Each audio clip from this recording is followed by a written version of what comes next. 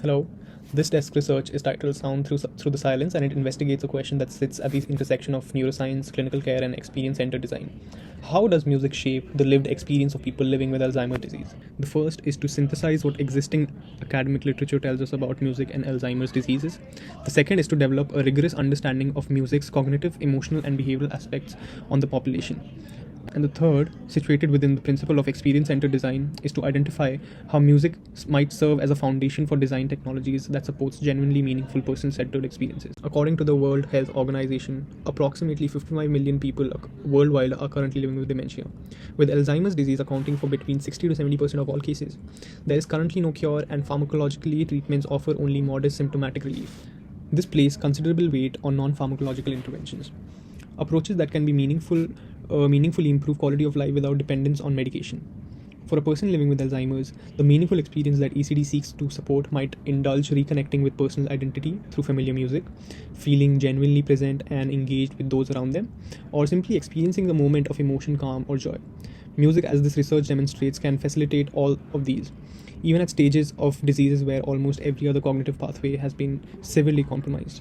For academic material, searches were carried out across Google Scholar, PubMed, ACM, Digital Library, Science Direct, Frontier, and Springer, using keywords such as music therapy, Alzheimer's disease, music memory dementia, and non-pharmacological dementia care. Approximately 40 papers were identified and screened, 20 were read in full, and 8 were selected on basis of peer quality review, methodological rigor, and direct relevance to music and Alzheimer's disease. For commercial sources, searches were conducted across Google, major app store, news media, including CNN and Variety, and the website relevant organizations. 5 examples were selected based on their direct applicability to dementia care, evidence of measurable impact, and diversity to approach. The findings are divided into 2 parts. Part A draws on the academic research literature, and Part B examines commercial efforts and products, beginning with academic findings. The landmark study here is Jacobson and colleagues, published in the journal Brain in 2015. Using 7 Tesla functional MRI, the researcher identified that long-term music memory is encoded into 2 specific regions: the caudal interior cingulate cortex and the ventral pre-supplementary motor area, which slow substantially less cortical atrophy and metabolic disruption in Alzheimer's affected brains compared to the surrounding tissues. In other words, the part of the brain that store musical memory are to a meaningful degree spread by the disease. This is anatomical explanation for an observation that cares and clinicals have made for decades, that a patient who can no longer recognize their own family members may still be able to sing word perfect a song from their childhood. And Warren also in 2015 added further nuance by demonstrating that musical memory is multidimensional, covering procedural, semantic, and autobiographical forms, several of which remain relatively intact in Alzheimer's disease. And Drossard and colleagues, reviewing 25 studies in 2019, confirmed that the ability to sing and recognize personally familiar songs persists well into the advanced stages of their condition. Wang and colleagues ran a randomized controlled trial comparing 60 mild Alzheimer's patients who received musical therapy alongside standard medication with those who received medications only. The music therapy group demonstrated significantly greater improvement on both MOCA and MMSE cognitive assessment scales, providing direct evidence that music used as an adjacent and conventional care produces measurable cognitive gains.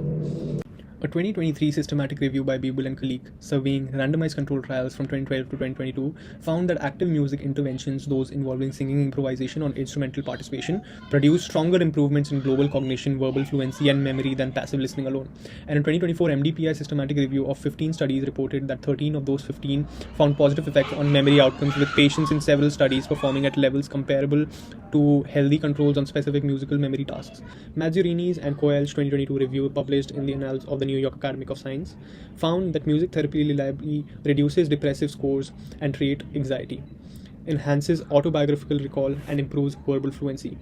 The authors also produced that early music intervention, given that Alzheimer's pathology begins decades before the clinical symptoms appear, may hold potential for slowing neurodegradation in at-risk individuals.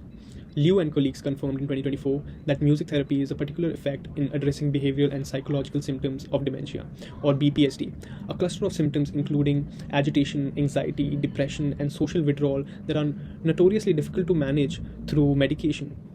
And a 2025 Frontier in Psychology study using protocol combination combining nostalgic music therapy with standard nursing care found statistically significant improvement in cognitive function, emotional well-being, and sleep quality compared to routine care controls. Researchers at the University of Utah demonstrated using fMRI that personally meaningful music, songs tied to an individual's autobiographical history, simultaneously activated the salience, visuals, executive, and cerebral networks. The researchers described this as objective evidence that personally meaningful music offers an alternative neurological route for communicating with Alzheimer's patient. Generic music, however carefully selected, does not replicate this effect. The therapeutic power lies not in the music itself, but in its relationship to the person's life. Thought and colleagues reviewing music intervention approaches in 2019 noted that active participation tends to drive more immediate social engagement, while receptive listening produces longer lasting relaxation effects, suggesting that the optimal approach demands on both the patient's current capacity and the desired therapeutic outcome. The ongoing ALMUTH randomized control trial, tracking 135 patients over 12 months with neuroimaging outcomes, is anticipated to provide some of the most robust long-term evidence yet assembled in this field. Overall, the evidence is positive, but there are some real limitations worth noting. Many of the studies are quite small, with some involving fewer than 60 participants, which makes it hard to apply the findings broadly. The studies also vary a lot in how they were designed. Different methods, different sessions, different lengths, different ways of measuring outcomes, so comparing them directly is difficult. Most studies only follow patients for a few weeks or months, so we don't really know how long the benefits lasts. And active musical therapy, which tends to show the strongest result, is often not accessible to patients in the more advanced stages of Alzheimer's. Moving to Part B, this slide examines two of the most widely adopted non-profit programs in this space. Music and Memory, founded in 2010, has certified more than 5,800 care sites globally and has been adopted through the healthcare policy in approximately 30 US states. A 2025 economical analysis found a return on investment of 2.40 per dollar spent. The studies have left documented a 40% reduction in antipsychotic medicines in certified. Playlist for Life, a Scottish charity, operates on a close related philosophy, providing free training and resources to ensure every person with dementia has access to a personally meaningful playlist. One NHS team in FIFE reported an 80% reduction in dementia-related medication following an introduction of personal playlist. SingFit is a therapeutic singing platform deployed in over 500 care facilities across the United States. Its lyric code system, which displays words in an advance of the melody, enables failure-free participation for patients with significant cognitive impairment, and clinical data reports mood elevation of between 42 and 82% across the user group. Vera, developed in Sydney with Universal Musical Group's full catalogue, uses AI to generate playlists personalized to an individual biographical and cultural history. Caregivers have described patients becoming more communicative and physically responsive during sessions, a temporary but meaningful restoration of expressive capacity. And Lucid's Resonance RX platform, covered by CNN in December 2024, takes this a step further, combining AI with real-time facial mapping to continuously monitor a patient's emotional state and adapt the music dynamically in response. This represents a convergence of music therapy and responsive digital design that aligns closely with ECD's visions of technology that responds to the whole person in the real time. Evidence establishes with neurological precisions that musical memory is preserved in Alzheimer's disease because it is encoded in brain regions that the disease's pathology largely spares. Music reconnects patients with their sense of identity, emotional history, and social presence at a time when almost every other cognitive bridge has been damaged. Its clinical effects on cognition, emotional behavior, and quality of life are real and in some settings remarkable.